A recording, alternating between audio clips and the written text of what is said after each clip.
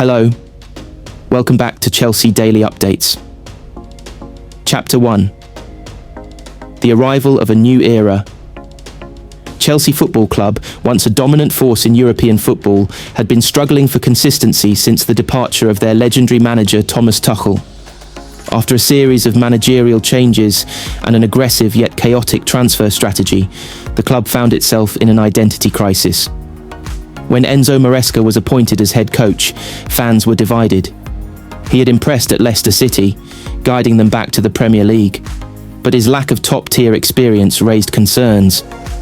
Still, Chelsea's ownership, led by Todd Boehly and the Clearlake Capital Group, believed he could implement an attractive, possession-based style of football, something that aligned with their long-term vision.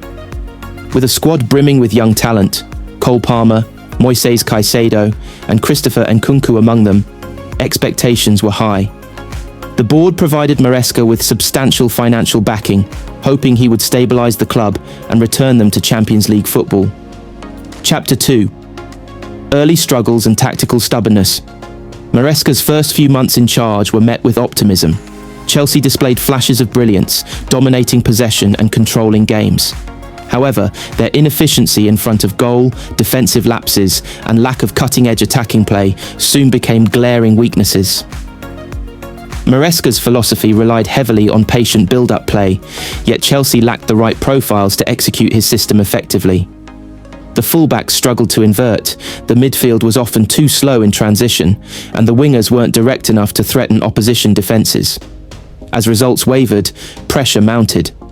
A narrow loss to Manchester United, a frustrating draw against Brentford, and a humiliating defeat to Arsenal left fans questioning whether Maresca was the right man for the job. Some players reportedly grew frustrated with his rigid tactics and unwillingness to adapt. Chapter 3. The dressing room divide. By December, cracks had begun to form behind the scenes. Senior players, including Raheem Sterling and Reece James, were rumoured to have concerns over Maresca's tactical instructions. His insistence on playing a slow, methodical style did not suit the high-intensity nature of the Premier League. Additionally, reports suggested that certain players felt stifled by his system. Cole Palmer, who had been a bright spark, found himself burdened with excessive tactical instructions, limiting his natural creativity. Nkunku, returning from injury, struggled to fit into Maresca's rigid structure. The final straw came in a crucial match against Tottenham Hotspur. Chelsea, needing a win to stay in the top four race, put in a lifeless performance, losing 3-0. The away fans turned on Maresca, chanting for his dismissal. Chapter 4. Boehly's decision and the sack announcement.